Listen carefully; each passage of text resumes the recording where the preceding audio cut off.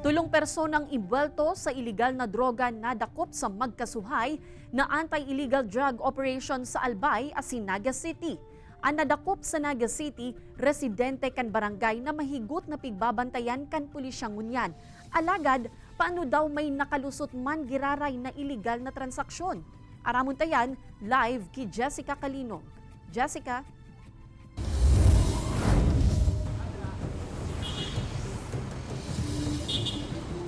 Kate, sigon sa Naga City Police Office, miski nga ni Iguanin Stationary Outpost sa barangay o duman sa Sagrada Familia sa barangay Peña Francia, yaon man giraray ang paghanap nin mga paagi kan mga personang imbwelto sa illegal na droga nga ni isa nang makapuslit kaini sa lugar.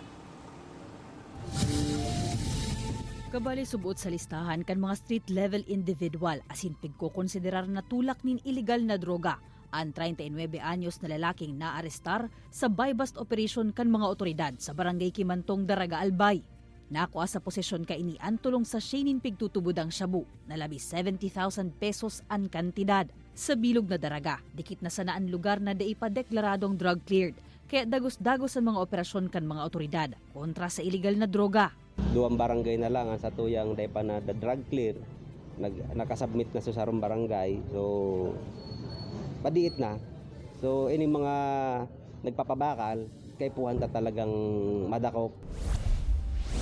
Sa Naga City, nagpapadagos man ang striktong pagbantay kan kapulisan sa Sagrada Familia Barangay Peña Francia. Ang gabos na naglalaog sa lugar, pigsasara kan mga personahe sa stationary PNP outposts. Pigahagada nin ID, siring man na pigaaram kung sisay ang tuyo sa laog. Obheto kaini na matuldukan na ang transaksyon kan illegal na droga sa lugar. Dati po may mga tambay po digdi sa luwasan, digdi sa palaog. Ngunyan po okay na, tranquilo na po. Alagad sa ibong kan mahigot na pagbabantay kan mga otoridad, may nadako pagiraray na nakikipagtransaksyon himpig tutubudang shabu kan Hulyo 2. Suspect digdi ang mag-amang residente kan lugar. Maraming paraan para malusutan yung bantay natin. Yan ang reality. So, ang maganda nito, nare-restrict na natin yung, halimbawa, sa 1,000 paraan, na-restrict natin yung 900.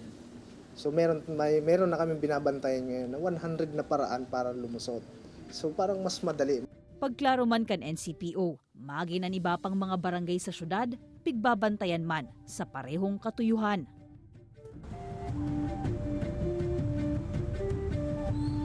Sigon sa NCPO, Kate, sa ang totoong pulis, iyo subuot ang komunidad na nagtatao sa indaning impormasyon dapit sa mga nangyayari sa indang barangay. Kaya nagigibo man nga ni inindaan sa indang mga trabaho pag-abot sa pagmantinir kan peace and order. Kaya padagos man an sa indang pangapudan sa publiko na makipagtabangan asin padagos na padanayon itong maray na komunikasyon asin relasyon sa inda tanganing magkaigwamanin mas maray asin magayon na pasi orden ang syudad ni Naga.